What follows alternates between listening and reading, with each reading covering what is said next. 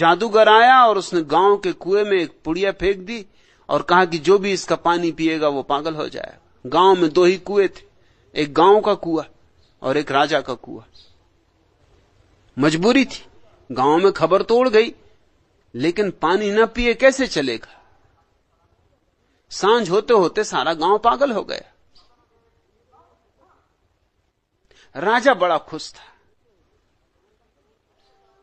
कि मेरे बड़े धन्य भाग कि मैंने महल में अलग कुआं बनवा रखा है। अगर मैं भी गांव के कुएं पर निर्भर होता तो आज मुसीबत हो जाती। राजा ठीक था, रानी ठीक थी, वजीर ठीक था, बस ये 3 बचे।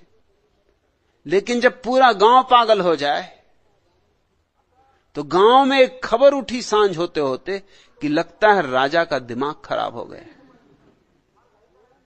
और लोग चले, भीड़ लग गई महल के चारों तरफ। इसमें राजा के सिपाही भी थे, सेनापति भी थे, पहरेदार भी थे, सभी पागल हो गए थे।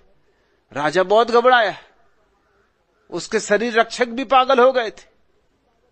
अब तो कोई बचाने वाला भी नहीं था। उसने अपने वजीर से कहा, अब क्या करना, ये तो फांसी लग गई।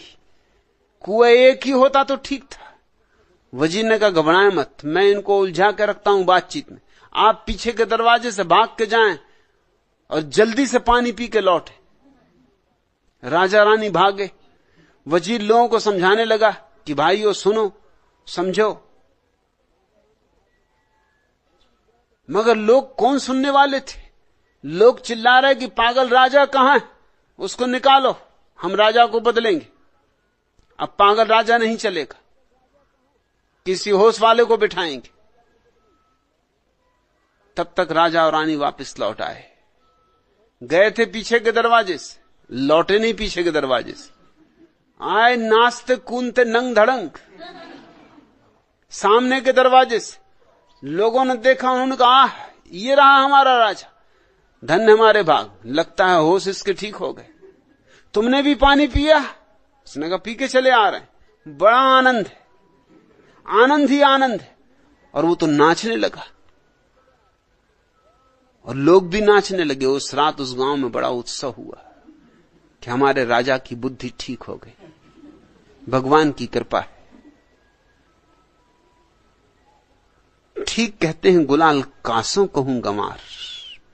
गमार कहने में भी संकोच होता है, किससे कहूं।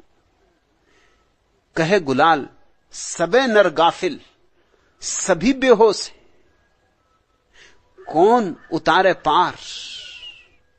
यहां सभी बेहोश हैं,